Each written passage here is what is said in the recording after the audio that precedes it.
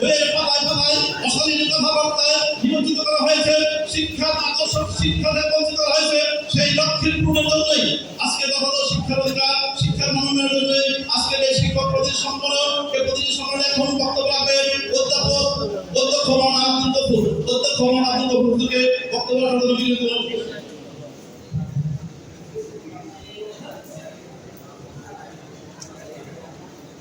السلام عليكم. الحمد لله رب العالمين. الصلاة والسلام على رسوله الكريم. أما بعد فيا أيها الحاضرون رحمكم الله. বর্তমান সভার সম্মানিত পরম শ্রদ্ধেয় সভাপতি, সম্মানিত আজকের এই অনুষ্ঠানের সঞ্চালক, সম্মানিত মন্ত্রী কমিশনার, পরম শ্রদ্ধেয় নেতৃবৃন্দ, আজকের অনুষ্ঠানের প্রধান অতিথি এবং সামনে উপবিষ্ট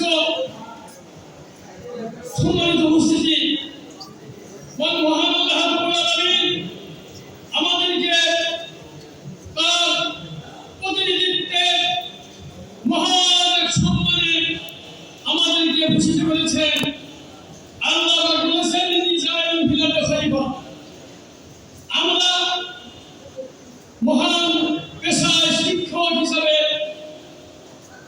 আজকের সমাজের মধ্যে, দেশের মধ্যে সবচেয়ে সম্মানিত পেশা, গুরুদায়িত্বের পেশা, মানুষ গড়ার কারিগর হিসাবে মহান দায়িত্ব আমাদের আল্লাহ পাক অর্পণ করেছেন।